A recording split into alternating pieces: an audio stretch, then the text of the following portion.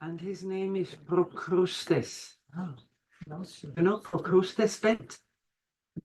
Sometimes we say this, a bed that is not fitting. It's a Procrustes bed. He had a bed, this giant, and everyone had to lay on this bed.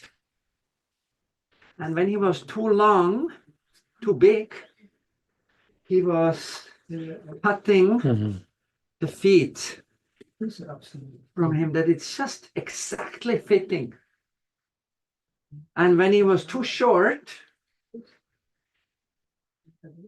by force, he was made long enough for the bed. So this is, we still have in German language this Procrustes bed, the bed of Procrustes.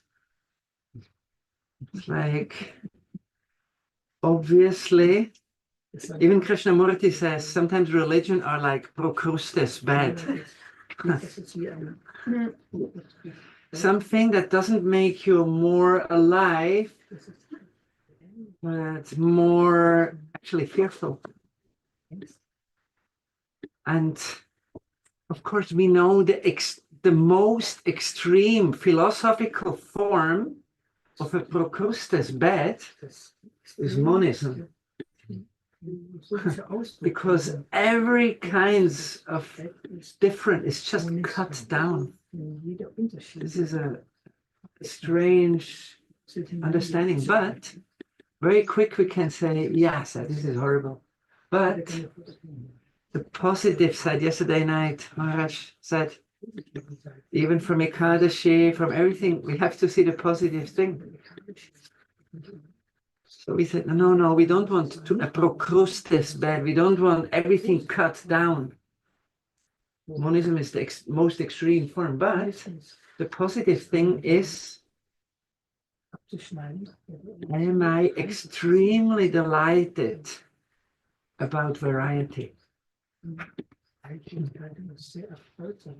This is, can you understand? The monism is like the most extreme reduction, but the positive side is, am I delighted about variety? Of course, this is what makes the spiritual world. The most extreme form of variety in loving togetherness. And now, even in this world, this is something, this mentality we have to learn. Of course, here it's not just the most pure expression of variety, but also we are together with conditioning, but not to be disturbed for even some conditioned behavior in this world. And when Raghunath Goswami asks Mahaprabhu in Chaitanya Charitamrita, how can I be absorbed really in bhajan? Mahaprabhu gives this very, very famous verse from Uddhava Gita, at the end of Uddhava Gita, Parasva bhava karmani atvansenanimati. Oh, we are on a path to be delighted of variety. This is the path to go higher. That's why we are not even in heaven, because in heaven there is so much more variety. And we would be disturbed by that variety. That's why we are not there. We cannot yet integrate it. But Mahaprabhu is quoting that verse from Uddhava Gita where he says, we might see conditioned natures from other beings, but I am going on a path of extreme delight, of variety. So I cannot invest too much energy here. Not criticize the conditioned behavior of the jivas here, and also not praise it. Just keep it. Pasyan ekatmakam tasyam. See everything on the stage of Shyam Sundar, of Krishna, on the stage of this world of Krishna. And everyone has a Prakritya Purushena cha. All these jivas, they still have on the stage, they have some Purush bath, some little mentality of God imitation. But it's not even my main thing to correct everything of this. So the Procrustes bad, just to cut down.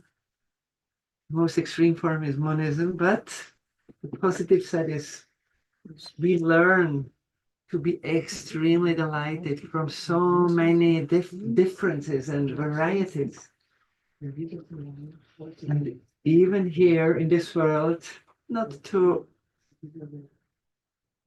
be too much involved with conditioned corrections. And this is a way of becoming enlivened and becoming alive. Because the Procrustes bed is not something which makes one alive. And Krishna says in Gita so beautifully, Mano Riddhi Nirutyacha. Really, we want to let spiritual content close. It should be close. Not a nahbar type. So this is what Krishna is saying. It has to be close. For that it needs extreme aliveness, that things are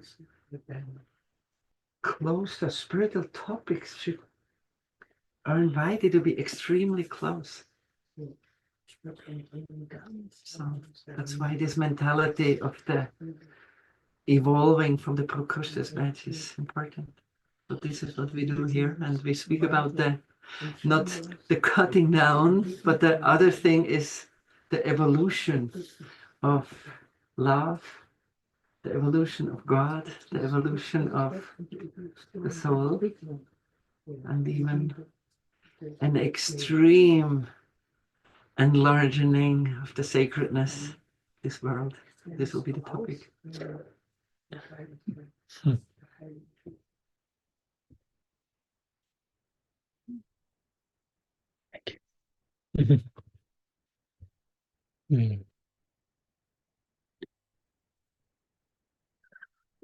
Ave Gaura Chandraya Radhikaya Tadali Krishnaya Krishna Bhaktaya Tadbhaktaya Namo Namaha. Pranam to all of you again. Good morning. And thank you, Krishna Chandra Prabhu, for sharing with us some background, some introduction to the topic. It's interesting how you started and ended talking, and the first word you mentioned was the concept of Odyssey. Somehow, that's the name of the first chapter of my book. Wow. He didn't know. We are plugged to the same powerhouse. So yeah, it's for me very important that we conceive of life as an odyssey, as a journey. And that's basically the main purpose of my recent book, that is to develop a journey language, to speak of spirituality or life as an ongoing adventure, not like a movement from point A to point B and that's game over, but everything is moving. So everything is a journey, an abhisar. If we want to use the technical term in our tradition, Krishna plays the flute, the gopis run behind the sound of the flute for meeting Krishna. That running after the sound is called abhisar, or love journey. So somehow we can conceive all our life as an abhisar. Whether we are knowingly or unknowingly running after God's call, but that's what we're running after, whether we know it or not. So we have conscious abhisar, unconscious abhisar, love journey. So So yeah, part of this journey is, as Krishna Prabhu also beautifully reminded me, he mentioned this example of the Procrustes bed a few visits ago, but I had totally forgotten. If not, I would have probably included in the book because it's very fit to the idea of belonging versus fitting in. The example of this Procrustes bed is, okay, I cut you so you fit in. And sometimes religion does that, interestingly. I remember this, among many interesting quotes from Carl Jung, he will say religion is a defense against the experience of God. Of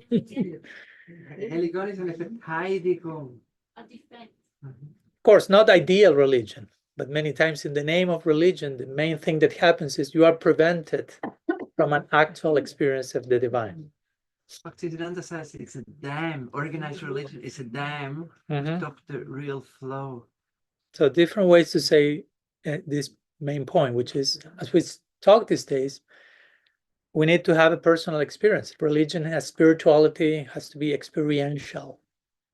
And interestingly, also something that we have to understand is that in many ways, we're already having those experiences, but if we don't have the knowledge or the language or the support that sheds light on how you're already having a sacred experience, you may not experience that you are having a sacred experience.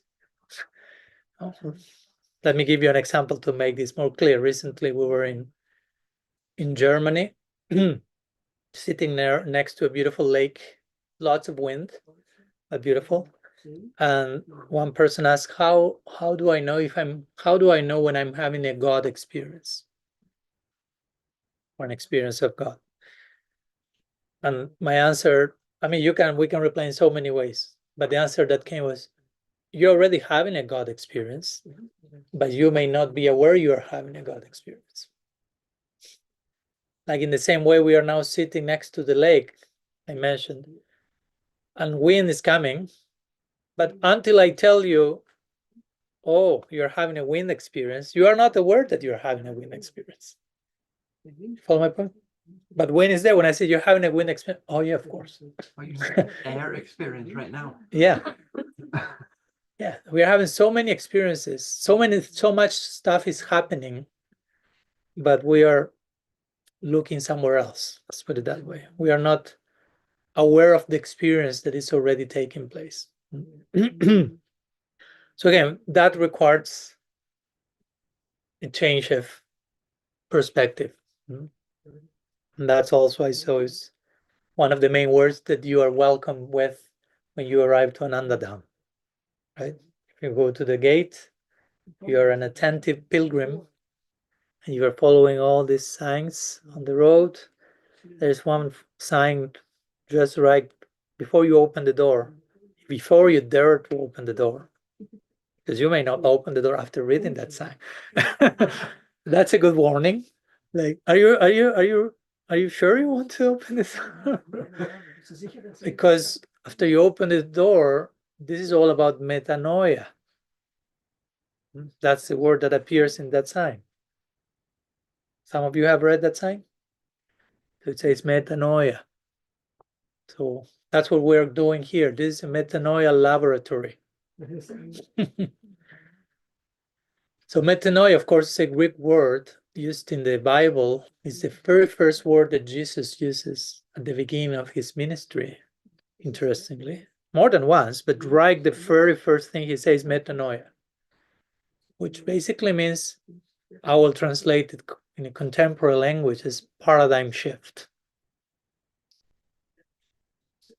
Like change your mind, basically. Change your way of seeing things, change your angle of vision, change your perspective, paradigm shift.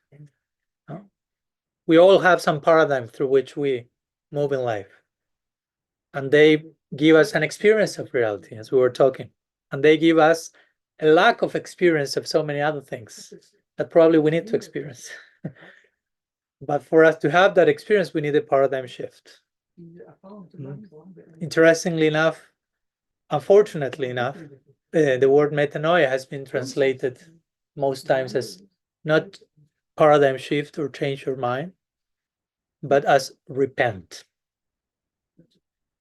in most Bible translations. And repentance is not a bad word, but the word, the way it was translated and the associations tied to that word historically, the generational weight attached to that word, it's more like repent, because you know you are so bad. That's very different from change your angle of vision. But that's how Jesus kick-started his ministry. Paradigm shift, guys. And no wonder he was crucified at the end. That's not a very popular message. It will never be, basically. No wonder most of the prophets basically end up being killed, basically by their own people, in most cases. Their own members of their own tradition, so to say. They cannot understand. They want to do this Procrustes bed, and no, that's too much, too big.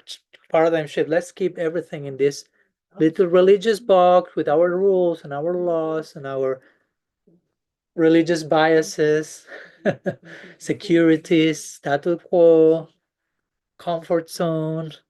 No? Paradigm shift. That's dangerous. That's scary. That's unpredictable. That's unknown. I'm not safe anymore. But that's what's reality is about ultimately. Metanoia.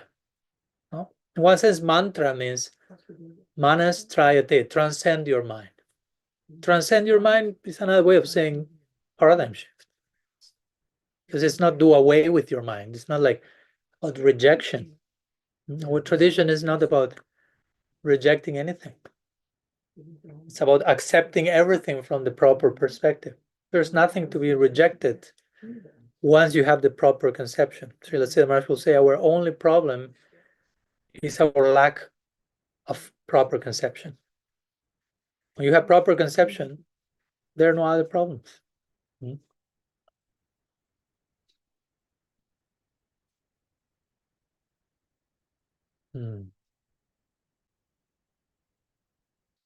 So, speaking about paradigm shift and acquiring a new perspective on things, today we arrive to the topic of material energy. We have been talking these days about love. That's the first chapter of my book. The second chapter is God. The third chapter is the soul. We've gone through them and how each of them have endless, ever-evolving potential, ongoing transformation on a changeless foundation that we already explained. There's both changelessness and dynamism coexisting in perfect peace and harmony. Bhed, abhed, that's our philosophy. No? Different, non-different. No? One and different. Changeless, dynamic. And this is achintya, which means it cannot be understood in the usual way we understand things, merely logically. Now, logic has a purpose, but there's a point where logic it's exhausting. No? Tarka apratishtana. Logic can be always counteracted by another form of logic, and that logic can be counteracted by another. If you study Maya-śakti, that's basically it. No? You can always find some new way of logic and another way of logic, and you can be debating for the rest of forever. That's why the scriptures say if you go merely through tarka, through logic, you have no standing. You get to a limbo. We need a translogical, supra-logical method, which is that what we mean by achintya or revelation. So that's our metaphysics. That's our way of our paradigm, our way of our worldviews. Reality is a simultaneous coexistence of unity and diversity, of changelessness and dynamism, of all those things that we tend to see as opposites, and only cherry pick one of those instead of allowing the polarities to coexist together. What seems contradictory on some level is no longer contradictory on a broader level. Like Srila Siddha Maharaj we were reading the other day, we have to become more accommodating. So what now feels contradictory, irreconcilable, can be reconciled and now becomes harmony. Like in music, right? We're doing some music. Harmony means you play a chord. Let's do the practical example here. There's one chord. It sounds like one, but there are three here. There's difference. Properly integrated, the difference finds harmony, becomes oneness, so to say. So in the same way, we are to accommodate diversity, as Krishna Chandra Prabhu was speaking about diversity and our tradition being very specific, very diverse, not reductionistic to only one thing that is Brahman, and we don't want to deal with any diversity. Everything becomes reduced to one final thing. No, we are okay with diversity, but we need to accommodate it. And when everything finds its place, everything becomes an ornament. Of course, to accommodate diversity, we may need to first establish a foundation of unity.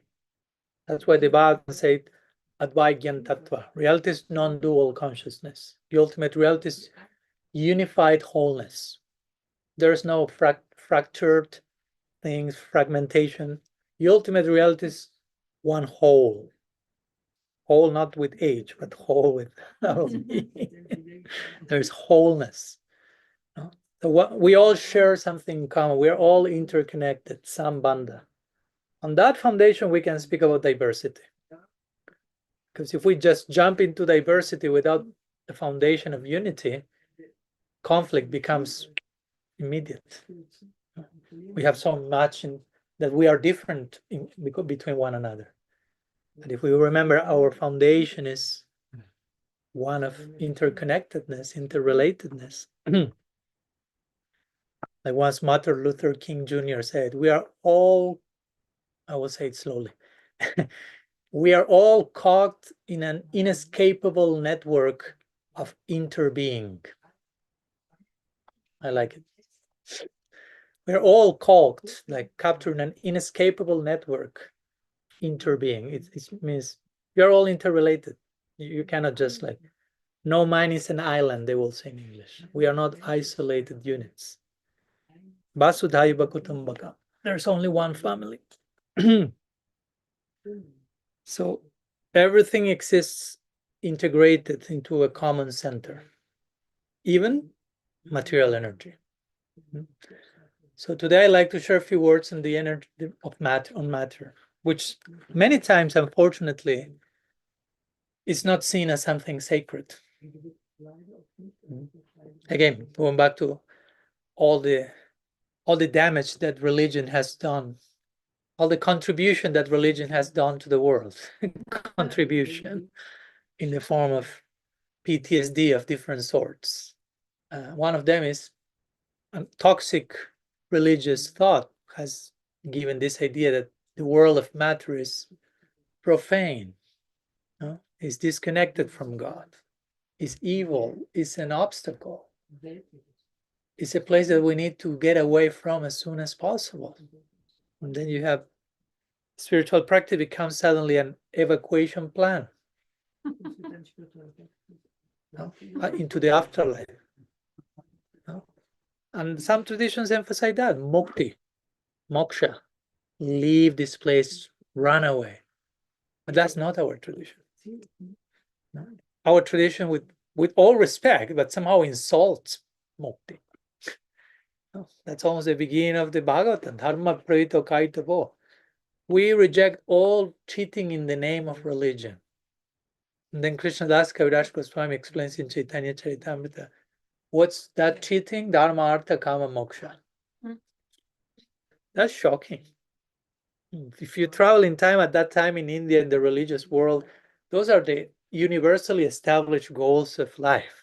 Dharma, artha, kama, moksha. Now this Gaudiya guys comes and say, all that is cheating in the name of religion. My gosh. Be ready for being burned at the stake or something. There's another goal on top of that. Prem, divine love. In comparison to Prem, even mukti, liberation, is a form of cheating. Oof, that's intense.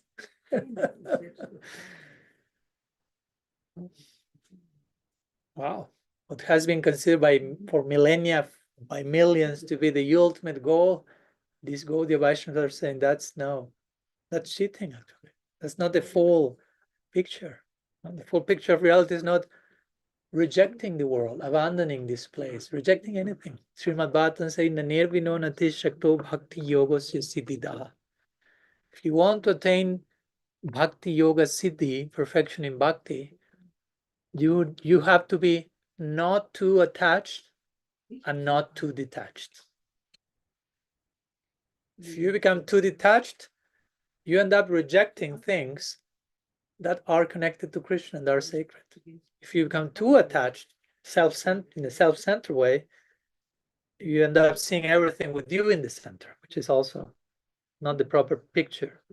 But rejecting everything is not the proper picture either, because there's nothing to be rejected. Once, as I say many times, a disciple went to Srila Prabhupada, one of the many stories. He said, "For your sake, I'm willing to, Prabhupada, reject everything."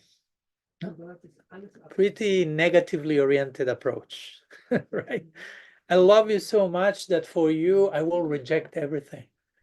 I thought it was about accepting and embracing and loving, not rejecting. And Prabhupada said, naturally, the only thing you need to reject is the idea that you have to reject something. That you have to reject. This rejecting mentality. Reject that. Pratikulyasha Bharjana. That's unfavorable to bhakti. Reject the idea that we have to that bhakti is about rejecting. The bhakti is about, as we said the other day, not doing things. No meat eating, no violence. No, it's not no violence. It's loving kindness. You always have to find it. It's not an artha nivriti. It's artha pravriti.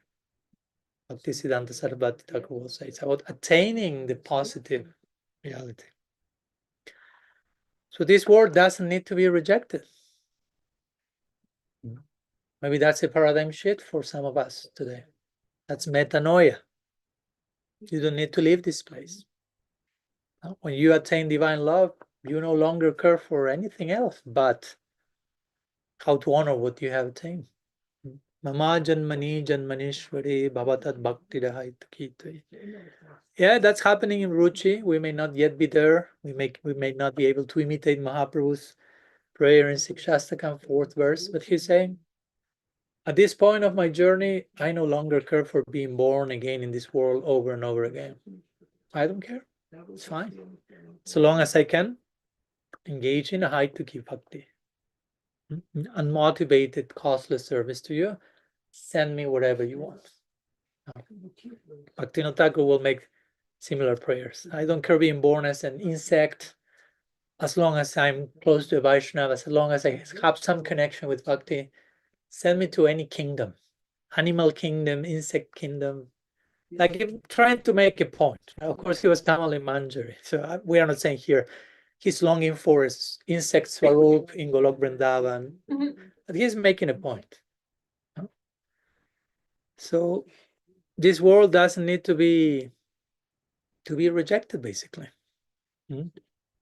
Why? Because the world of matter, Maya-śakti, if we want to use that word, is sacred. Maya-śakti is one of these Shaktis engaged in the service of Shaktiman. It is clearly described in scripture. It's an energy that is deeply dedicated to serve her source. On the 2nd canto of the Bhagavatam, it even says that the more you meditate on the interaction between Bhagavan and material energy, the more you become free from all illusion. And Vishwanath Chakravarti Thakur comments, material energy is a Vaiṣṇavī of the highest order, with the greatest devotion. So we have to be very careful when we speak about material energy, material world in an insulting way. We may be insulting a great Vaiṣṇavī. We may be committing Vaiṣṇavī aparat. Probably Maya-śakti is more engaged in the service of Bhagavan than we are engaged in the service of Bhagavan. Right? So as I like to say, sometimes we say, okay, I will take some piece of matter and offer that to Bhagavan. So I will be doing a favor to matter. But matter is already engaged in the service of Bhagavan. It's only me that I'm not engaged in the service of Bhagavan. So probably instead of me doing a favor to matter by offering to Bhagavan, matter is me doing a favor to allow me to offer myself through that particular form to Bhagavan. So who is doing a favor to whom? Again, metanoia, paradigm shift. We need to explore these topics from different angles. View. When you get the proper vision, this world becomes sacred. Prabodhananda Saraswati will say, Vishwam Purnam Sukhayate. Of course, someone may argue, Krishna said in the Gita, Dukkalayama Shashvatam. This world is temporary and full of misery. But Prabodhananda Saraswati said, Vishwa Purnam Sukhayate. The whole universe is filled with joy. So again, it all depends your approach. If you approach this world in an exploitative, self-centered, fragmented way, of course, there will be misery as a result. But if you have the proper perspective, Krishna is in every atom. So there's no problem with any atom here. Brahma Samhita, you're studying Brahma Samhita, right? If you haven't get to that verse, he's saying, Govinda Madhipurusha, he's saying, I'm in every atom. And in the space between subatomic particles, just in case also there. So if Krishna is in every atom, how much we can say this is bad, inferior. Every atom is an embassy of the divine. It's hosting God. In sciences, we'll say, okay, every atom has frequency, has vibration. I will say, yeah, because Natavar Vamsidhar is there. The one who is the king of dancers and the grateful player. So that's why there will be some frequency and some vibration. There is someone dancing and making music all around. If we become atomic particles and the sound of vibration which comes from yeah. So if we become a little poetic, as we need to become, that's an unavoidable conclusion. The whole universe is like a cosmic symphony. There's music all around. There's movement all around. Women say, no, I don't see anything moving here. Just bring a microscope and you will realize this is moving way more than what you think. I mean, planet Earth at this time is spinning at thousands of kilometers per hour. We don't have a clue about that. And that's moving. It's moving, but we don't realize it's moving. So in the same way, sometimes we say dead matter, inert matter. We say that because we perceive it as such. When you pay close attention, there's lots of aliveness going on there. So we should learn to treat the material world as it deserves, as a sacred place that is hosting the divine in every atom. Unfortunately, again, we religious people have done a disservice to matter. Even in the 60s, there's a famous research done, I quote that in my book, that the author says the ecological crisis, he's speaking about the ecological crisis 60 years ago, what to speak now. Which is the main causing factor for the ecological crisis? It's a whole essay he wrote, and he's replaced religion. Why? Because religion is positing a God who exists beyond this world, who is utterly transcendent and is indifferent and disconnected with what's going on here. So by doing that, God is pushed, the sacred is pushed far away, and what we remain with here is something profane. So we start to see the world as profane, we start to treat the world as such, and then you have, no wonder, the ecological crisis you have. Because we've lost sight of the sacredness of matter. Somehow in this book, the last chapter is on this. It's called The Depths of Matter. But somehow the last chapter of my previous book is basically about the same topic. For some reason, I feel I have to speak about the previous chapter. The chapter of the previous one is unearthing heaven. No, it's a play of words. Unearthing heaven. So how heaven can be unearthed, discovered here. No? And that chapter begins with a quote by, going too fast, Trivanga Prabhu, sorry. No? There that smells that I cannot stand. Oh, I see, I see. So I begin that chapter with a quote by, I think, Simon Weil, if I'm not mistaken. And she says, there are no profane things. There are only sacred things and desecrated things. Do you understand? So desecrated means something is sacred, but due to my lack of vision, I'm desecrating that.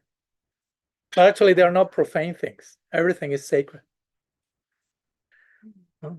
Bhaktivedanta Swami Maharaj Srila Prabhupada, he will say, wherever God is, that's his temple. Sorry, he starts saying God is everywhere. And wherever God is, that's his temple. If A is equal to B and B is equal to C, A is equal to C. Right? So if God is everywhere and whatever he is a temple, everything is a temple. Because God is everywhere.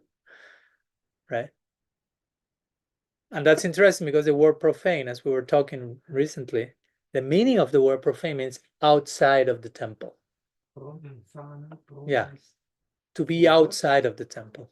Again, in one sense, you cannot be outside of the temple, but you can be unaware that you are in a sacred space, and that's profane. And inside the temple, the word for inside temple is contemplative. Contemplum. No? Inside the temple. So it's all a state of consciousness. Whether you are inside or outside the temple. But so that's the vision of the highest devotee. They will see Krishna in everything, everything Krishna. Jumam pasyati sarvatram sarvam chamai pasyati, says the Gita. No? He who sees everything in me and me in everything, I'm never lost to him, he or she is never lost to me. So, so again, there's no need to reject matter, to see matter as something evil, to think of Maya-śakti as a Gaudiya Vaiṣṇavī parallel to Christianity's Satan or something, who is trying to make you fall at every step and trying to tempt you. So no, the Bhagavān says Maya-śakti is embarrassed of the service she's performing. She's sorry for, someone has to do it. Okay, I have to do it.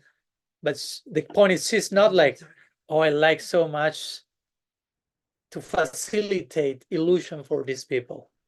She's a servant of Bhagavān.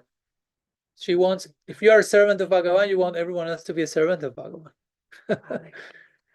But there has to be some agency that facilitates our free will when we choose not to serve Bhagavān. There has to be a department that allows for an experience of what it means not to choose Bhagavān. So Maya-śakti is under that department, against her wish. So to say, it's not that it's painful for her. It's painful for Krishna when we choose to look in another direction. It's painful even for Maya-śakti. Because she's a high Vaiṣṇavī with the highest devotion. Remember what Vishwanath Chakravarti said. That means Kripa Sindhu Vyaiva Cha. There are oceans of compassion. So it's important that we, in my opinion at least, and this is part of the paradigm shift we need to do. When Bhaktivinoda Thakur was speaking about Tattva Brahma, the main anartha is confusion about reality. He subdivides this in four. And one of them is confusion about the nature of material existence.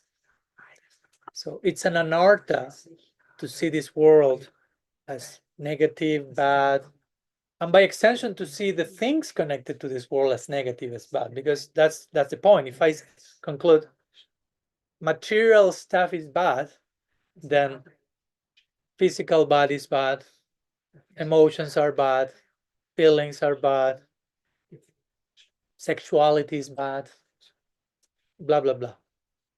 No, so to say, etc. Technology is bad. Anything, because we starting from the starting point is whatever has something to do with matter is bad.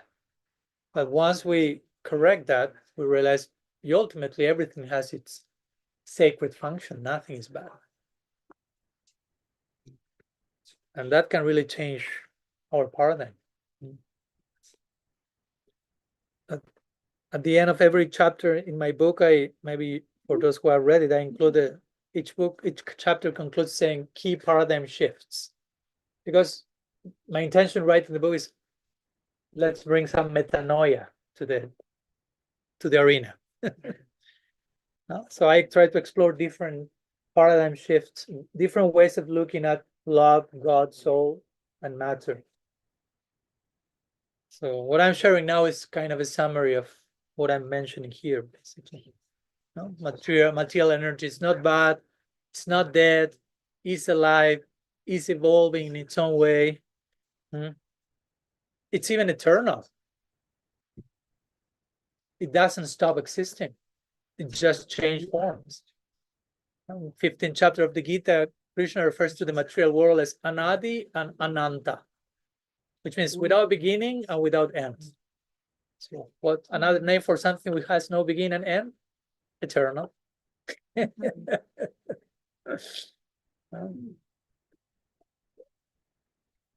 And just to add another layer, Vedanta Sutra says, probably this is one of my favorite aphorisms. Maybe we will need this now. Someone can bring it. I keep shouting meanwhile. Yeah.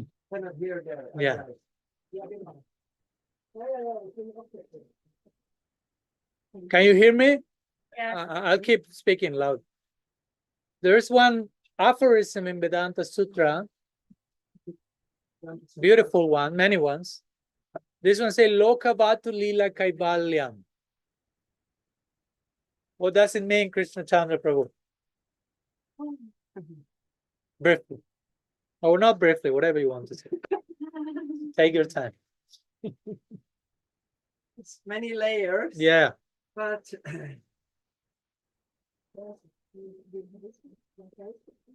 Lokavatu Lila Kaivalyam in Vedanta Sutra. It means even the Lila in the uppercut world looks like similar to that what we have in this world. It looks like Lokava, like in the material creation. There's many more explanations, but I translate. Okay. I'll continue myself. So that's one reading, as Krishna Chandra Prabhu said. So you want me to use that? Thank you. Yeah. Welcome to Matter is every- not bad. Technology is not bad. Better, otherwise we cannot hear. So like this, Krishna is there somehow. Really? Yes. Even there. Even there. Sorry. So Lokavatu Lila Kaivalyam. So one explanation, as Krishna Chandra Prabhu said, is the Lila, the transcendental Lila resembles what's going on earth. But also we will say the motive for the Lord in manifesting material creation is Lila. So this material creation is called Shristi Lila. So Lila means something sacred, a celebratory action, Lila. So in the commentary to this sutra, Baladev Vidyabhushan, I like to read literally from what he says. I included this in my second book, Radical Personalism.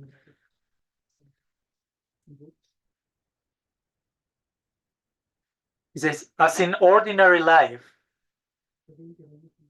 men full of cheerfulness, when awakening from sound sleep, begin to dance about without any object, but from mere exuberance of spirit. Such is the case with the Lord. No? He's like a drunk man celebrating existence.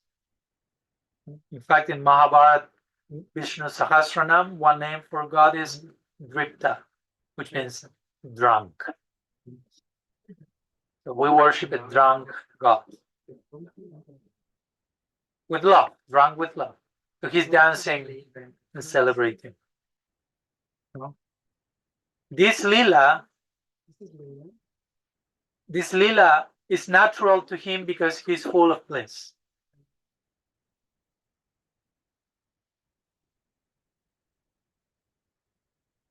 Then Baladev Vidyabhushan quotes another verse, one more that I'd like to share with you. The act of creation on the part of God, as well as his other actions, he does them out of sheer joy, as the drunkard dances through frenzy. Frenzy is like some form of madness. So like a drunk person is dancing this way, that's how Krishna is overflowing with ananda and bliss. And the manifestation of the material universe comes out of that bliss. We could say the material creation is a byproduct of God's intoxication in love. So, I mean, that's my own rendering, but it's what the sutra is saying and the commentaries. Well, material creation is a byproduct of God's intoxication in love. So how can we see this world as non-sacred if it has such a background? So we may just need to do some metanoia, some paradigm shift.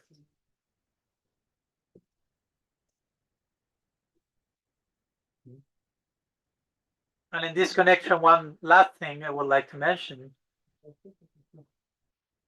is that we speak about matter and spirit, or matter and consciousness. But also we should be careful not to draw a very thick line between the two. Because again, if Krishna is in every atom, the supreme conscious entity is in the background of matter.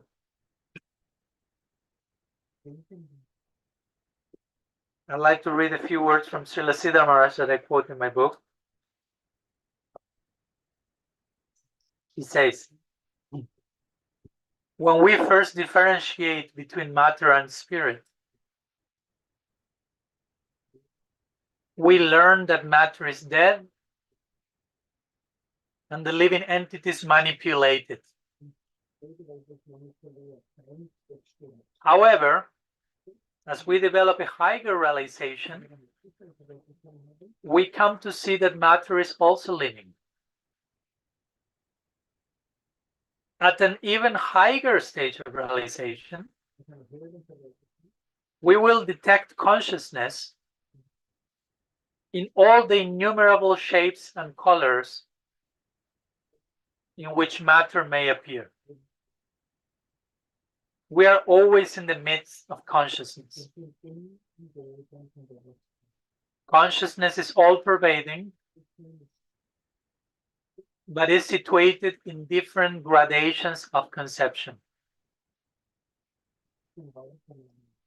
Therefore, Nothing needs to be excluded from our understanding of reality.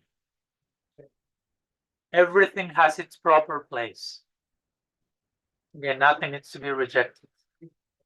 The only necessary thing is harmony. Develop the vision that allows us to harmonize. Only our outlook, our angle of vision needs to be changed. So that's the meaning of this word at the entrance of Anandadam, Metanoia.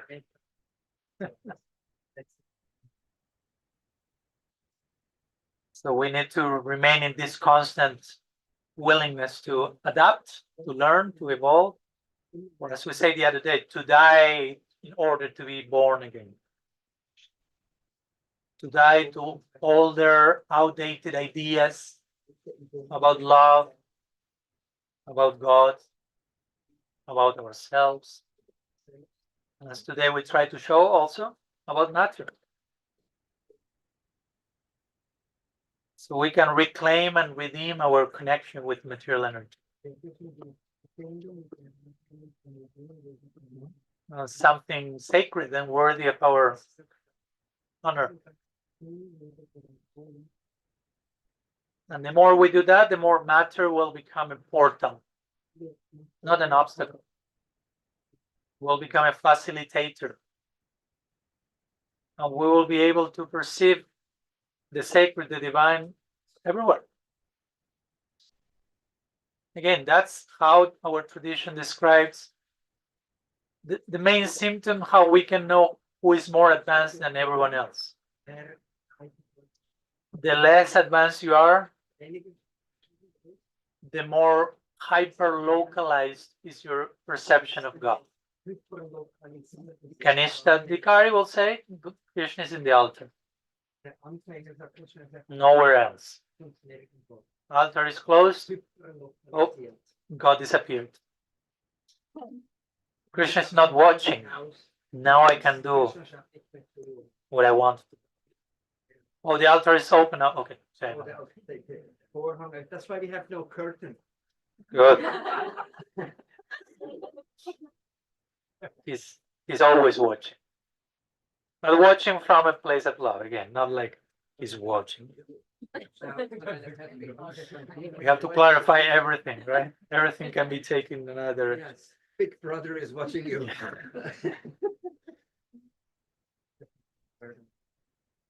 So the lowest mentality in devotion, as we said the other day, Prakrita Bhakta, materialistic devotee, Kanishta, will see God only in one place.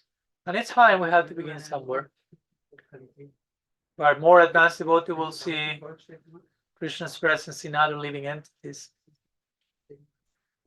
And the topmost devotee, Uttam Bhagavat, again, they will perceive God's presence everywhere.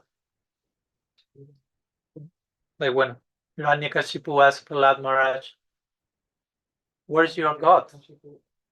I don't see him anywhere. No, Hiranyakashipu represents absolute blindness. Profane, again, outside of the temple. I don't see anything sacred anywhere. Where is your God? And Prahlad look and say, where is he not? Finding difficulty not finding him. Right? Because when you reach that stage, you realize divine presence at every step. There's no longer something bad, something not sacred. Everything is an expression of the divine. Everything is a guru. As we said the other day, we are expected to enter into a land of gurus, where even this dust, the soil, becomes your mentor. You are being mentored by the soul, by the soil of the dust of Raj. So we cannot enter there if we don't start to enter there here. It's not that now I'm absolutely unaware of that and suddenly I'm there and I'm fully aware of that. It doesn't happen that way. You can only enter the spiritual world here and now. accessing Golok Vrindavan is not a future attainment in the future tense in some other place. It starts right now, right here, or nowhere at all. And when you are really there, you can be there anywhere. You can be physically on this planet and be in the spiritual world, because Vrindavan is a state of consciousness.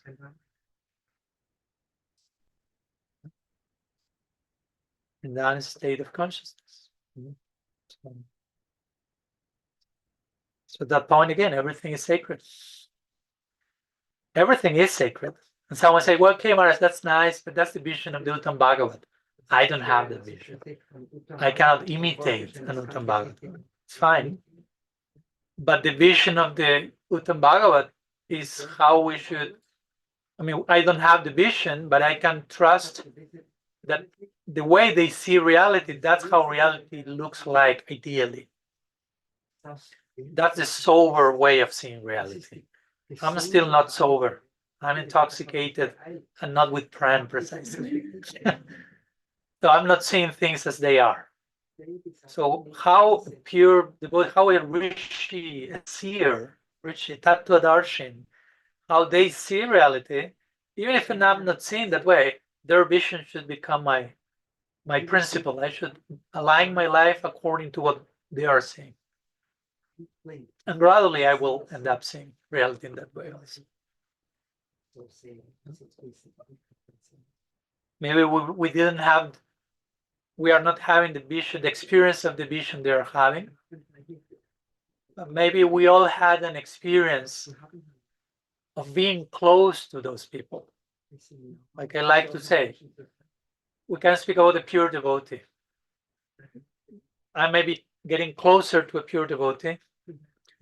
It doesn't mean I'm having the same experience they are having, but I can have an experience of what it means to be closer to their experience. And that in itself should be enough. Should be enough homework for us to do something with that. And the more we work on that, the more we get closer to their actual inner experience, how they are seeing reality. Again, Srimad Bhagavatam said we should see material creation in the same way that Krishna is seeing material creation. We should adopt God's eyes. We should try to connect with that perspective. How things are being seen by Krishna. And he sees material creation again with affection, with love. There are many verses. I don't want to torture you with many quotations today, but there are so many beautiful sections in the Bhagavatam that says that, for example, Krishna felt himself non-existent without material energy. Because that's one of his Shaktis. Eternally. It's not that material energy starts to exist at some point. It's already there. It's an eternal companion somehow. Shakti Mam cannot exist without Shakti. Without Shakti, you cannot call someone Shakti Mam. Without energy, you cannot call someone the energetic source. So it's all interconnected and reciprocal. Anyhow, some thoughts I want to share with you. Hopefully I've created enough churning, enough paradigm shift, so we can recalibrate our approach to everything, basically, including material energy. It's a sacred potency that has the intention of facilitating our deeper connection with our source. We can learn a lot from it also if we pay close attention. Especially those of you who are staying in such a beautiful place. I mean, this can be an ongoing guru talking to us, the landscape, the environment. As we said the other day, the 24 gurus of the Bhagavatam. 21 of them are nature elements. Not 1, 2, almost 90%. That's a point being made in the Bhagavatam. Or at the very beginning of the Bhagavatam. Sukadeva Goswami is with Parikshit Maharaj. Parikshit Maharaj presents his 6 questions. He's about to die, 1 week to live. He basically asks, what's the highest dharma for a living entity? What's the highest thing to do with this life? The perennial question, what to do with my life? And what's Sukadeva Goswami's first answer? Because he says many things, of course, and we could say it all culminates 10th canto, Braja Lila, Rasa Lila. Great, fair enough, but how it all starts. Sukadeva Goswami starts to speak about Virat Rupa, which means learn to see this universe as a form of God, as the body of God. The trees as the bodily hairs, the rivers as his veins. Learn to see the world in a sacred way, with God's presence in it. Then we can talk about Rasa Leela and other stuff. But first, let's see this world as the Bhagavatam will call it Bhu Mandala. Mandala means circle, but also mandala is like a sacred object of meditation, visually, like geometrical, sacred geometry. So if this world is called mandala, means it's a sacred object of meditation. In fact, that section Sridhar Swami, ancient Bhagavat commentator, gives a whole parallel of the stages of Astanga Yoga applied to how we relate to this world. Especially in terms of dharana, dhyana, and samadhi. In terms of concentration, deep meditation, full absorption in this world that's sacred. He defines all that as a yoga, as a form of deep communion, sacred communion. And many other times throughout the Bhagavatam, not only at the beginning, but many other of the conversations in the Bhagavatam, because it's not only Sukadeva and Parikshit, many others. The first answer to the first question, if you pay attention to the book, almost always starts with Virat Rupa.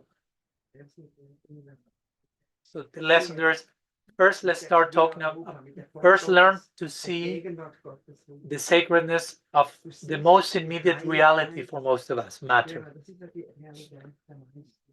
Then we can talk about the soul, then we can talk about God, then we can talk about God beyond God, in Vrindavan, Krishna forgot about his God, all that stuff. But first things first. Remember when I had a podcast with Maitri Goswami, a scholar from the Vallabh Sampradaya, Pushti Marg, and we were talking about how their system is precisely that. It's first, in terms of education, first comes the material world. Then comes the Atma, the soul. Then comes what they will call Brahman, which is a word for the absolute. Doesn't mean impersonal in this case, God. But first is world. Because for Moses, the most concrete, tangible, real thing. Okay, learn to relate to that in a divine, sacred way. Then we move to the soul. Then we move to the Supreme Soul. So I really appreciated that order, that sequence. And somehow then I went to the bath and I said, oh, it's there. First Virat Rupa, then other topics. So what we are talking today is not foreign to our tradition. Actually, that's our tradition. But sometimes, unfortunately, we misrepresent our tradition and we misconceive our tradition to the point that when we talk these things, it sounds like you are importing something from some other tradition. But no, that's core to every wisdom tradition, actually, not only to ours, but including ours as well. So anyhow, some thoughts on what I call in my book the depths of matter. So matter is not just a surface thing. There are depths to material energy. So the deeper we go into those depths, again, at the end of the day, you will find a flute player swimming in the depths of matter. singing and dancing and inviting us to join.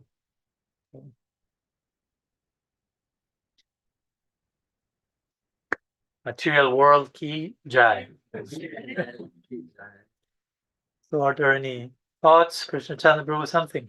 Bring some churn a little bit more. I don't have a book that I can exactly show the first chapter, that topic. Actually, yes. So can I ask a question about your topic? One second. We just studied the 9th chapter of the 3rd canto. These are Brahma's prayer before the creation. And he was very conscious. I won't have a sacred mentality for a sacred duty. So, and actually he wants even his own samadhi, his own absorption should be presented inside this creation. It's very beautiful. Whatever you thought, actually it's also in that 3rd chapter, in this 9th chapter. Yeah. And sometimes I also feel when we ask persons what kind of connotation you have when you have the word mother. And we say loveliness, Matter. care, so, warm. Matter. Yes, and this is the same word, matter. So this means when we ask people nowadays, what would you, when you hear the word matter, then it's cold, lifeless. It's exactly the opposite. It's the very same experience people had, maybe even in pre-Christian eras, where this dualism didn't enter so strongly. So I think it's a astonishing thing. And just when you were speaking, a verse popped up from Kapila Dev, where he says, if one has one time the feeling that I am dying or anyone else dies, this is an illusory feeling. No one dies. But there in 3rd canto, he gives the source. Why does people have, or beings have, this illusory feeling that is actually non-existent? Because we make the slightest differentiation between myself and others. And the consequence of that is fear. It's a very interesting also how this separation comes, and then out of that separation, a consequence comes, the illusory feeling that I am dying or that anyone else would die, which is not true. Bhayam dvitiya viniveshitasya.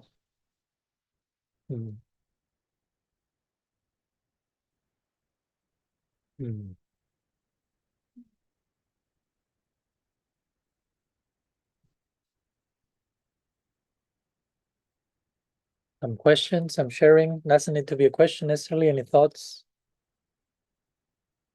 Okay, so question about the first topic, like In connection to the topic? diversity.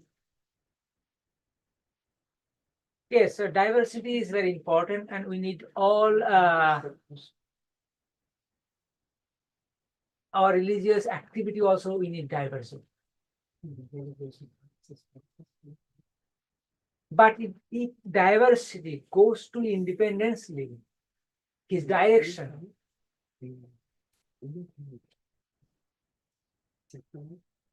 and there will be more problems.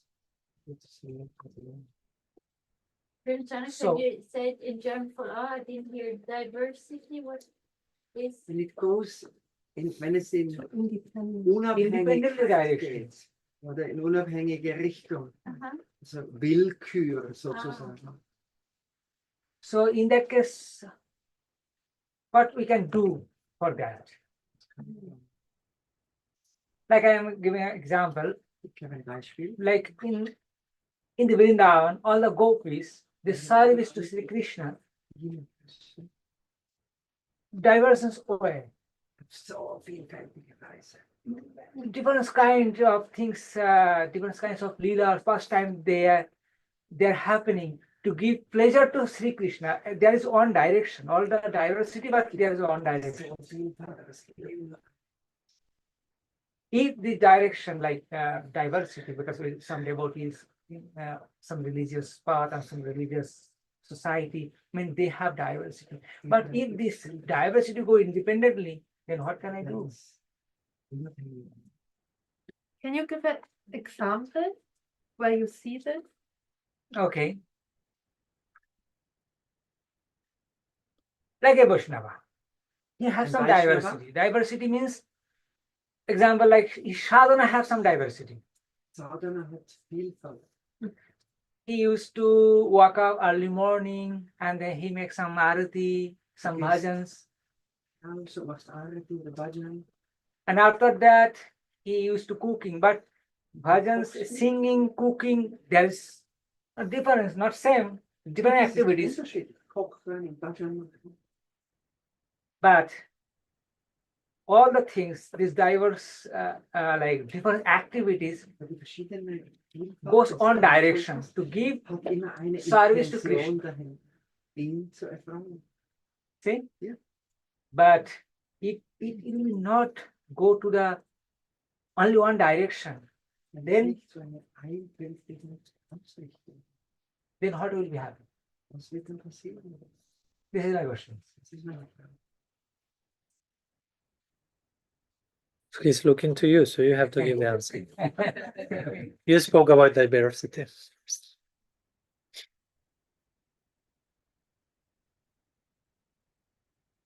And Maharaj spoke also during the whole lecture. What is the definition of Maya in the Chatur Shlokis? Rideritam Yat Pratyeta. To see anything also in this world separated from the one interest. Then it's Yatha Vaso, Yatha Tamaha. Then it's you only a dark shadow.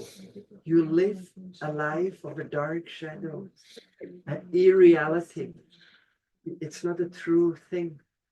Yes. So I think this is, and why is there always in the mind of a conditioned soul, why is it always disturbance? Why is it always the tendency of conflict?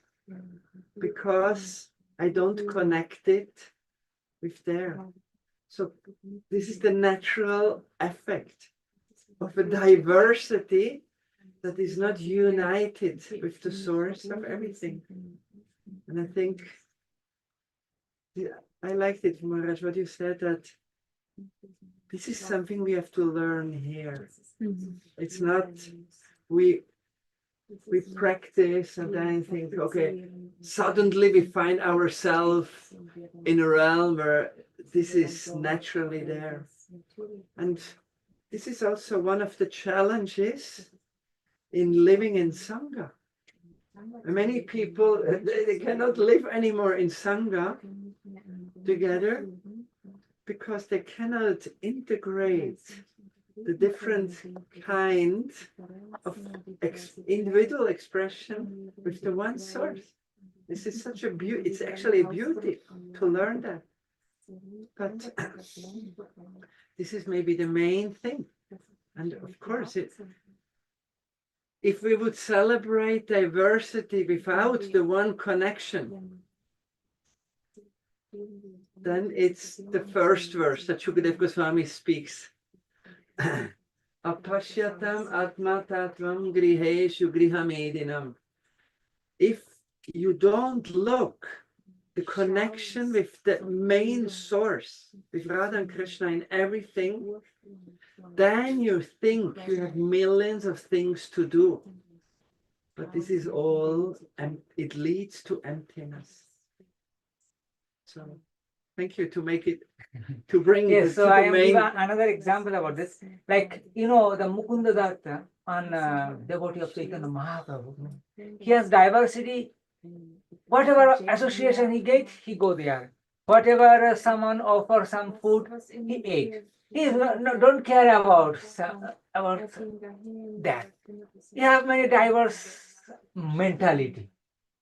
He engage some association, what they ever say, they are maybe Mayavadis or they are maybe under Sampradayas or maybe under society, don't care. So Chaitanya Mahaprabhu was so unhappy to him because Chaitanya Mahaprabhu don't accept his diversity. So in that's kind of diversity actually harmful for us because it's an example for I am a disciple of Gaudiya. I have some diversity, like some sadhana, yeah. But I am also with the companies like nonsense things. But it is a different things, but different activities. But this kind of things also harmful for a Vaishnava, for me also. I realize this. Ananya Bhav, important. So we have diversity, maybe we have to follow some accurate process. So this diversity give some good result for us. No? Thank you. Camera is pointing. Yeah. Francisca? Before going to Francisca, one idea that came just also regarding what Satya Krishna Prabhu mentioned on diversity, I was also thinking how Mahaprabhu was chastising of Mukunda. Of course, it gives a lesson, but also some of his devotees were associating with, to give an extreme example, Nityananda Prabhu. No? He was associating with anyone and everyone without discrimination. Of course, we will say, but that was Nityananda Prabhu. So we cannot imitate, but we see different. The idea for me here is that different people will have different capacities to expose themselves to diversity and being harmed by it or being not harmed by it, but even sometimes nourished by it. No? So you follow my point? So for example, in my second book, I spoke about interreligious dialogue.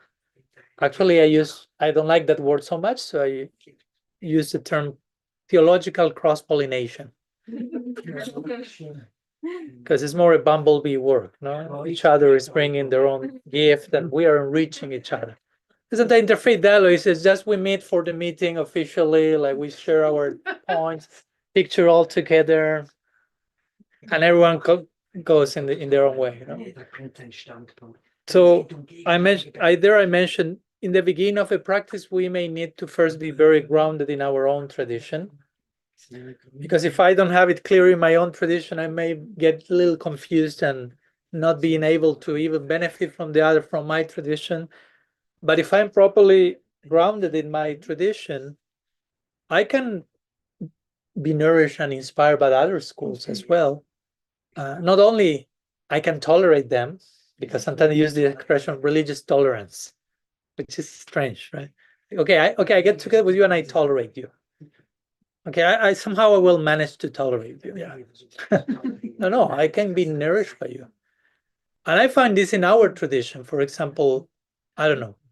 I remember a few months ago, I was giving a lecture and I was quoting, like I'm quoting in every lecture, I don't know, Hafiz and Richard Rohr and this or that. And some say like, Maharaj, why you are not only exclusively quoting Gaudiya Vaishnava sources? Which I could do, I have no problem, but it's not my flavor. I like to go some other places, some bumblebee work. And he said like, that's not strictly Gaudiya Vaishnava. And I like, are you sure? And I said, okay, let's make an exercise. Mention to me a very Gaudiya Vaishnava book. He said, Bhakti Rasamrita Sindhu, Rupa Goswami, Theory of Rasa, unpacked like nobody else did in any other, even Vaishnava tradition. Even if you want to think like that, right? So say, okay, so he's developing a whole theory of rasa, right? And he's making it bhakti rasa, and Krishna is the object of rasa. Yeah, okay, but where is he taking the structure for the rasa theory? Oh, he made it himself, he told me. I was like, I said, no, that's coming from Natya Shastra, which is a secular book of aesthetics. It's not even a religious book. So he's drawing from that, being nourished by that, being inspired by that, and that makes for one of the main books of our tradition. So that's one example. Of course, again, who can do that? It's not like, okay, from day one, I'll go everywhere and anywhere, and I will be. No, in the beginning, we may need to be more rounded. But there is a place to coexist with diversity and be nourished by that. Again, we have to be very sincere, which is our adhikar. No, because again, Nityananda Prabhu is in the tavern redeeming everywhere, all the drunks and the prostitutes and everyone. Can I do that? If I'm honest with myself, probably my answer will be no. So I have to take a healthy distance. But in principle, that's possible. Yeah, some thoughts, extra thoughts that came. You have something in connection to the topic, and then we go to Francisco. Okay. For me, Yeah. observing the mind, this is a matter of distraction or absorption. Like if the variety is still distracting you and pulling away, then Mahaprabhu is perfectly right to take this person back and making Centra again Nitsa. Yeah. But like you quoted commentator Srila Swami, he quotes Yoga Sutra, the Samyama. When you deepen dharana, dhyana, and samadhi, then your mind must be really, really completely open and completely deep. And then you cannot be distracted. Whatever you see or hear, you can connect with Krishna because it comes from a deeper source. Yeah, totally. Distraction or concentration. Exactly. So at the end of the day, again, to be sincere and look what's going on inside of me. I'm getting distracted, I'm getting carried away, or I'm going deeper into my samadhi, so to say, right? Yeah, but I become distracted or bring us near Yeah. to the lotus feet of Yeah, Krishna, so. yeah. Finally, Francisca. Sorry for making you wait. So I have a question concerning the creation and Brahma who created it. And we read together the Brahma Samhita, and we are reading together the Brahma Samhita, and also which prayers came out of Brahma before he made the creation of the material world. And so I was wondering, after these prayers and after he made creation, are there also some new prayers? Then what did he learn from the material creation, from the matter he spoke about? So, and how did his journey go on then afterwards? So I'll briefly repeat your question, because these days the devotees who are following online told me that when the question comes from too far away, they do not listen to the question. So then I start answering, and I'm like, but what's the question? So Francisca is asking here, mentioning that, and also to make sure that I understand it correctly, that you have been studying the prayers of Brahma before creation. And as Krishna Chandra mentioned, was a beautiful way of also connecting with this point of the sacredness of matter.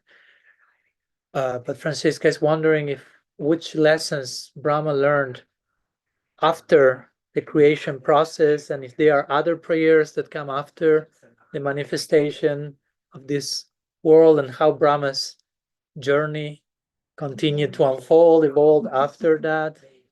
Something like that? Let's start with Krishna Chandra, a few words. And translating. Okay. Okay. So, of course, we could say different things. Of course, Brahma learned a lot. There are a few things that some of them could be taken more literally than others. But even it is described in the Bhagavatam that at one point Brahma became attracted by his daughter, Bach. Of course, for me, this is a highly symbolic section of the Bhagavatam, because Bach is about the quality of speech. So for me, this represents more like lust, uncontrolled speech, unnecessary words. Being attracted to speak when I don't need to speak, or being attracted to speak what I don't need to speak about. Both of them. Sometimes I don't need to speak about certain things. Sometimes I don't need to speak at all. Silence is the best option sometimes, or listening. When wise man speak, wise man listen, they say, right? Or sometimes we get attracted to speak in a way that we shouldn't speak. Sometimes we call that gossip. Gossip could be defined as talking about other people rather than talking to other people. Well, I can talk about Seva Manjari. I won't do that. Or I can talk to Seva Manjari. Of course, talking to someone is sometimes more challenging. So we go talking about them behind their backs. So I don't need to be courageous, honest, vulnerable, transparent, honor the other person. So I take all that, but I'm saying all that why? Because it's connected to Brahma's creation.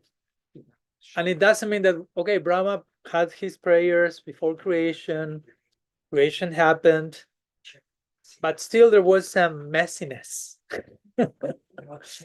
in the process. Again, it's like a lesson for us as well. It's not about smashing Brahma, but it's and of course the most obvious connection of Brahma's journey's evolution, as we talked many times, is Brahma what happened to Brahma Vimohan Lila. Before or after creation? After. Because when Brahma has darshan of Krishna, and Krishna gives him some instruction, he gives him the Chatur Shloki of the Bhagavatam. Shall I put this again, or you can hear me? Okay, you let me know, make some sign, and I put this. So at one point, I say the other day, I think on Prabhupada's day, Krishna shook hands with Brahma. No? So Krishna was talking to him in a more formal way, like a guru, showing Gyan Mudra. In Braj, you won't see Krishna doing this. He has other mudras. Yeah, but he was like talking to Brahma more in a grave mood, like a guru, Upanishadic wisdom. But at the end, they shook hands. Right? Which is a little bit different than now with this same hand. I'm now like, Brahma was like, I like all that wisdom and all that Gyan Mudra, but I think I like this even more. Feels nice. And at that time, in that verse, Vishwanath Chakravarti Thakur comments, and Prabhupada himself says, at this point, Brahma wants to relish Sakya Bhava. Oh, being friend with Krishna. So the seed is sown at that point. Of course, it takes time for that too. So eventually comes this Brahma Vimohan Lila. We don't have time to go through all the details of that. I remember first time I came, we gave some series on the prayers after the Brahma Vimohan Lila. But that's part of Brahma's evolution, Brahma's journey unfolding. I want to be a friend of Krishna. But he didn't have, how to say, he was not fully aware of the consequence of what it means to be a friend of Krishna. But he had a sincere desire. So eventually he has a darshan of what it means to be a friend of Krishna. And he sees Krishna with his friends in Vrindavan. as we say the other day, right? Picnic, circle sharing, full informality, breaking all the rules, eating with the left hand, giving each one's leftovers to other in the mouth, joking, laughing. Some friends bullying Krishna, so to say. And Brahma was astonished. Like, what's this? This is too much. It was too much. But like, this is too much. I want to be a friend of Krishna, but this sounds like too much. What's this? He thought this is whole imposters doing some stuff. And it all ended in the Brahma Vimohan Lila, the big bewilderment of Brahma. Which, by the way, I didn't mention that the other day, but I have to mention it now.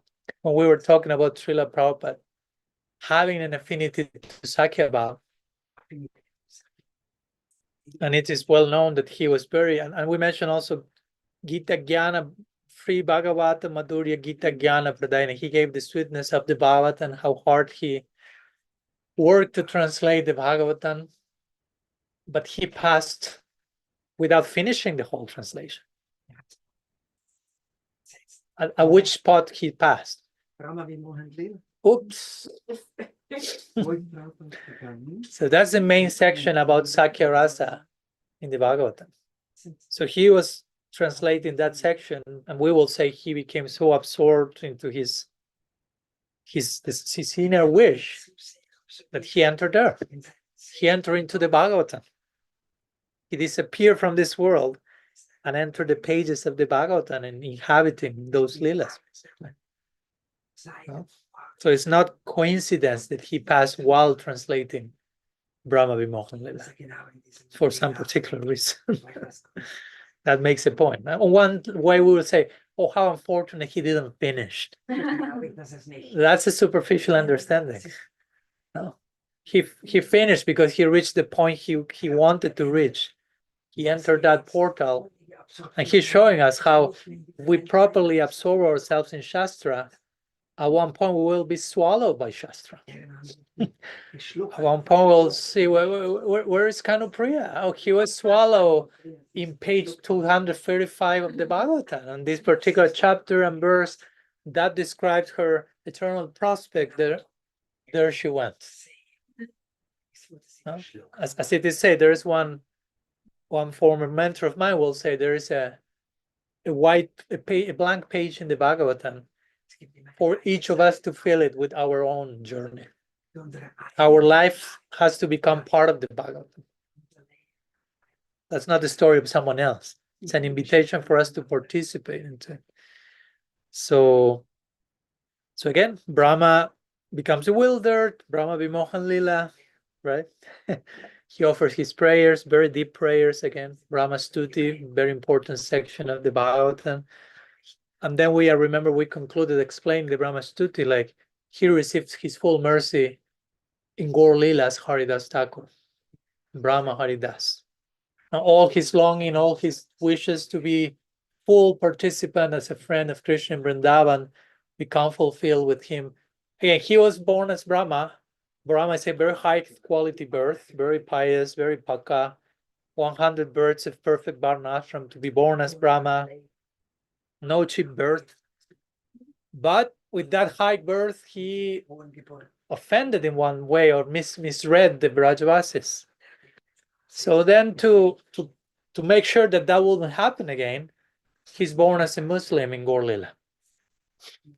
And not only as a Muslim, but as a Muslim that becomes a Vaiṣṇavī. So now he's ostracized from his own community. No many reasons to be proud of your birth now, of your current situation. Haridas Thakur. And as Haridas Thakur, he becomes so dedicated, so one-pointed in his practice, in his sadhanas, And at the end of the life of Haridas Thakur, which will be in one way the end of Brahma's journey, in one sense the end, there is no end. Before entering that eternal realm, how Mahaprabhu honors Haridas Thakur. I mean, there's a whole chapter about the passing of Haridas Thakur. You generally don't have any chapter of the passing on anyone, a whole chapter about that.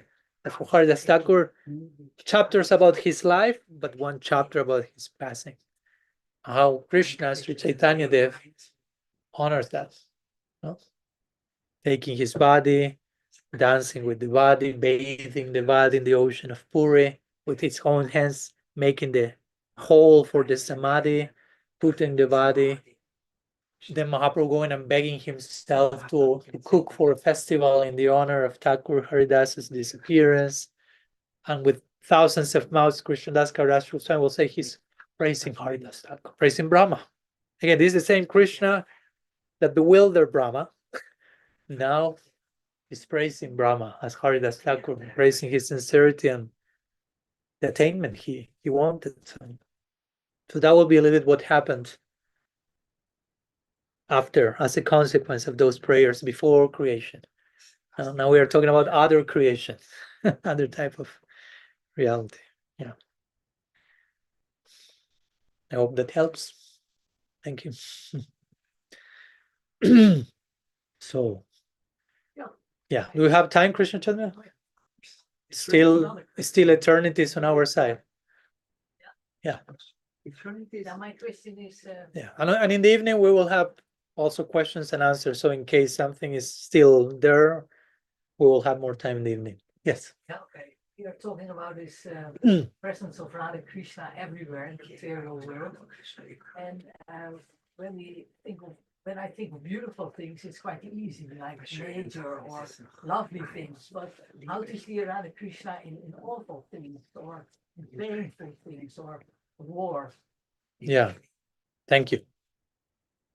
Repeat the question for those who are far away from the microphone.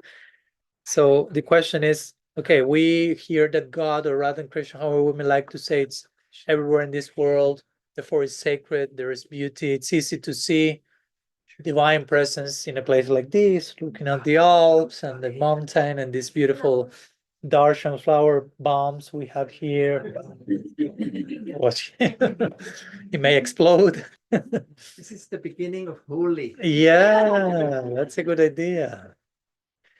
But what about, the question is, what about wars and pain and abuse and trauma? So many things we also find in this world. Can we say, okay, there's Radha Krishna is there?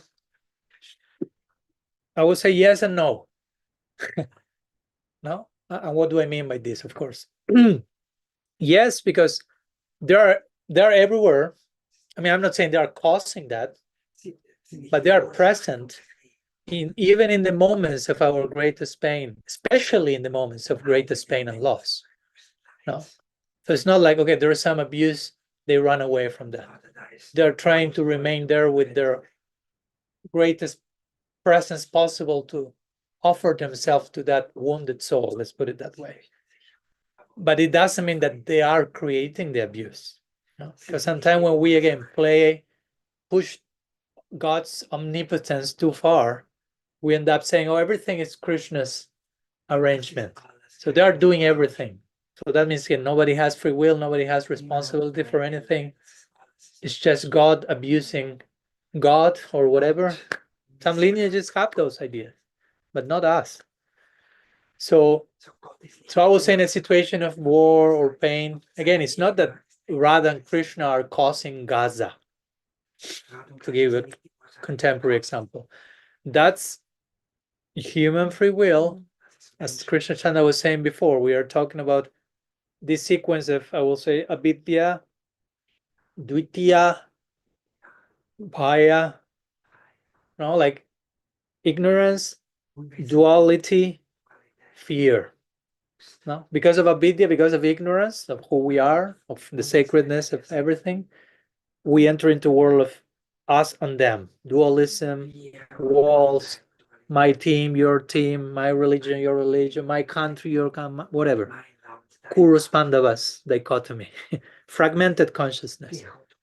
And that creates fear, because not everyone is on my side. We are not one family. We are all divided, in my view. So ignorance, duality, fear, and out of fear I defend, I attack, and we have wars or whatever, which is of course a macrocosmic expression of that which begins individually at home. But all of that comes from avidya. So as I like to say, wars, abuse, theft, violence, all of those are not problems. Those are symptoms of the problem. The problem is avidya. To not be aware of who am I, who is God, the sacredness of nature, the interconnection between all of us, to be in ignorance of all of that, that's the problem. Everything else that comes after that, duality, fear, violence, blah, blah, blah, all that is a symptom.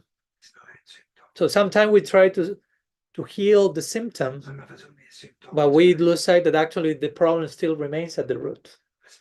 So that's why it's important to get to the root of the problem.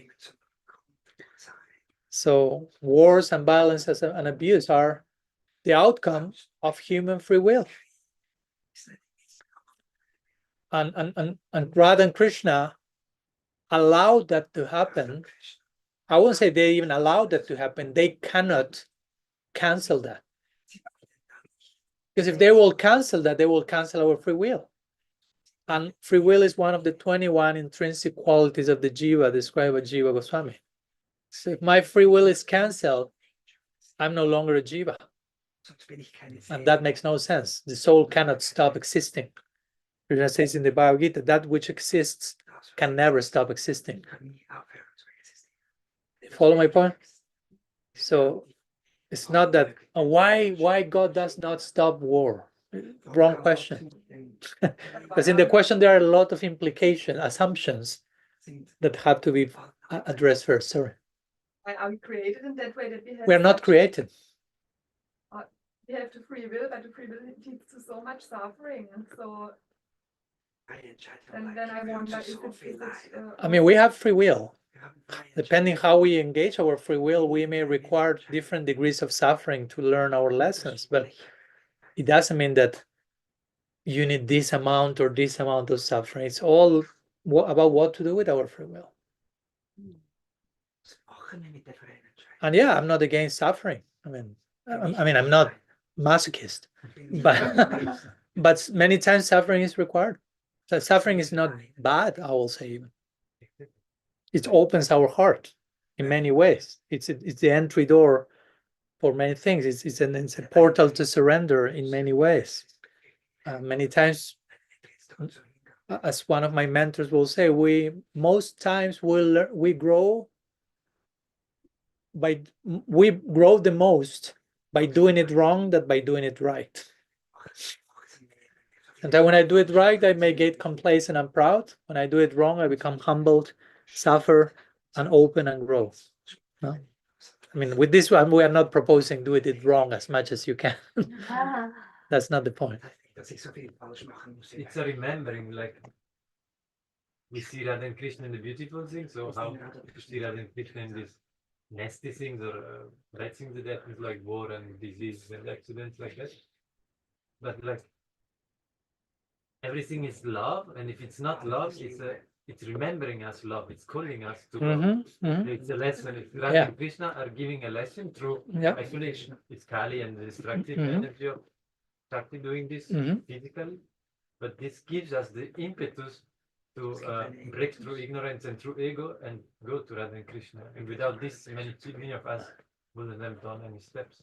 Yeah, and as you say, even in a situation of great pain or suffering, love can always manifest there. And that's the ultimate proof that love is the highest reality, that there's nothing, even the greatest suffering cannot extinguish love.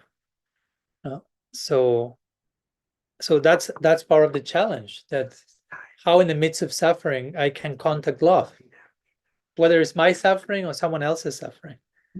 No? Because if I see you suffering, the ideal response from me will be probably compassion. And compassion is a form of love, but compassion is a form of suffering. With compassion, I'm suffering with you. So I'm not devoid of suffering.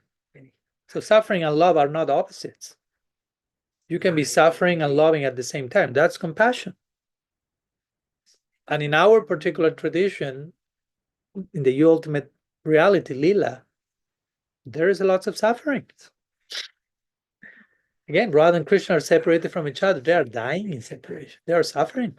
Not suffering in the unenlightened way we know of. Be careful with projecting. But there is a form of suffering in love. All that is happening in the context of love. So love is such a thing that it can even include suffering and redeem it. And it can include, I mean, Rupa Goswami will describe symptoms like jealousy and envy and anger, all the things that we think, oh, those are opposite to love. All that is in love. When you study all the Ujjwal Nilamani, you find all these things that you will call anarthas are so crucial elements into the love in Lila. So the idea is that love puts everything in context, even suffering, even pain, even anger, even jealousy, even envy. It all has its place in the context of love. No? So again, we have to learn all that here. So practice spirituality is not about to stop suffering in every way. Again, it's not that, okay, I would like to suffer as much as I can. I'm not saying that. But learning how to suffer. Because love entails suffering, a form of suffering, which is sweet, which expands the heart. So let's see that Maharaj will quote an English poet. I think it's Shelley. He will say, our sweetest songs are the ones we speak about our saddest moments. Huh? Like sometimes we say, a sadhu comes and visits in a village in India in all times, and it's like 1 week Ramayana recital. So all the village gathers in the evenings around the fire to listen to the Ramayana. And Ramayana is one tragedy after another. Let's be honest. So every day there will be lots of crying, pain, separation, Sita kidnapped, Sita exile, this dead. So they're all crying all day long. But they're all there. They're all coming every day. It's not like, oh, first day, lots of crying. I'm not showing up for next. Second day, there's more people. So on the last day, the sadhu is leaving. Everyone starts to cry because they cannot continue crying. I say, what? You follow my point? So there is a type of pain and crying that is sweet. There is sweetness in suffering, Srila Siddhar Maharaj said. It's possible. There is sweetness in suffering. It's paradoxical. That's why we need to learn to think paradoxically. Because if not, we cannot accommodate. It's like only sweetness, only happiness, or love or suffering. So if I want just love without any form of suffering, then I become a superficial lover, basically. I'm not willing to pay the whole price of love, which entails to suffer in different ways, intensely. Now, there are these verses that may scare us in our situation now. Like, to give an example, if you will put in one single place all the tears that all the world has cried throughout history, that doesn't compare to the pain that Sri Radha feels in separation of Krishna. One moment. Again, it's too much. We may like, what's that? And we have to be careful how we understand all that, because it's a way of saying there's actual pain there, but it's a loving pain. So until and unless you learn to love, you won't have a proper idea of what we are talking about. And better we may not fully enter into that, because we may misread that sweet suffering. But again, we have some experience here, as I gave the example. Even if Ram Lila, you are watching a movie, a tragic or heroic movie or something, and you're crying and suffering, and I come and say, hey guys, why you are crying so much? Let's close the movie. And you're, no. Like, but you are all suffering. And you will tell me, yeah, but get out, Maharaj. We'll tell you later. Allow us to continue crying now. It's like that. No? It's not that we are irrational beings, also at times, but in this case, it's more like a paradoxical way of understanding. So, yeah.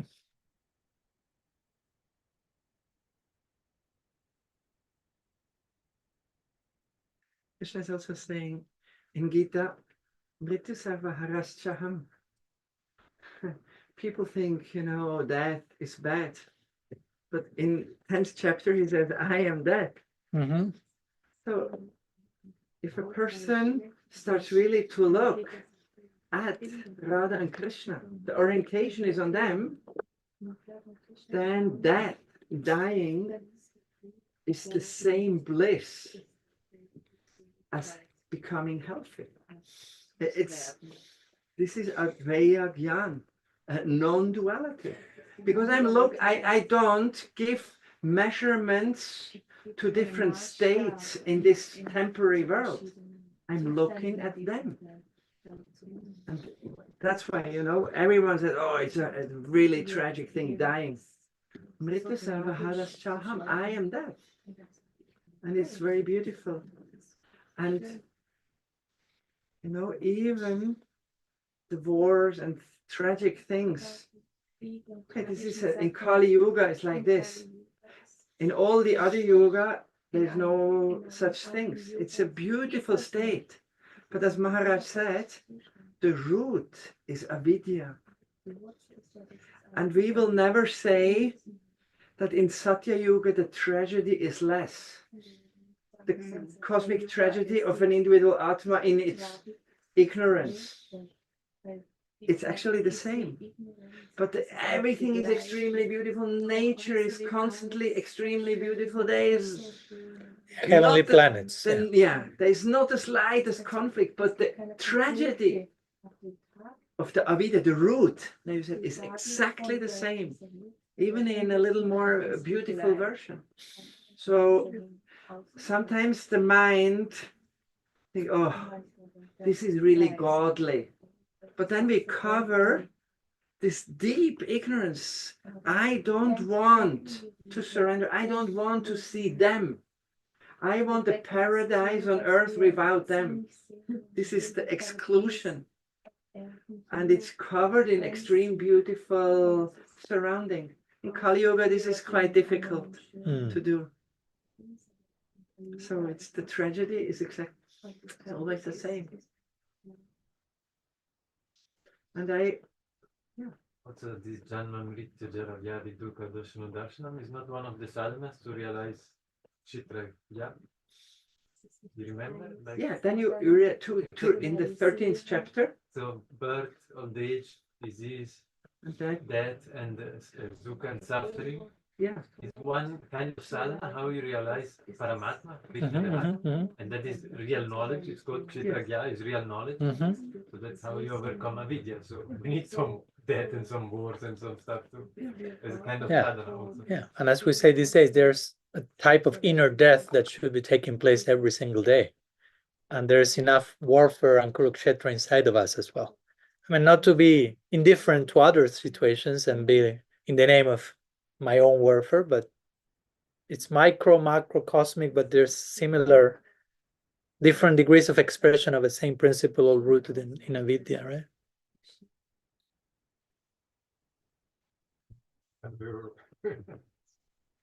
So nice how you speak, really, really nice. Thank you so much. It's reciprocal, thank you. So I'm almost about to run out of battery. The computer, not me. I'm 50%, but this is like almost zero. And it's almost 2 p.m. So maybe we can put the sharing to rest. And in the evening, we have one last, at least for me, last meeting before. Oh, when are you leaving? Tomorrow. When? Depending on the weather we were seeing, but if it's too rainy in the morning, a little later, but at some point tomorrow. So tomorrow we have no lecture with you. We'll see. It all depends on your Indra Puja, basically. Sri Chaitanya Mahaprabhu ki jai, Sri Harinam Sankirtan ki jai, Sri Radha Govinda Ji ki jai, Sri Gaur Gadadhar ki jai, Material World ki jai, Sadhu Sangha ki jai, Gaur Prema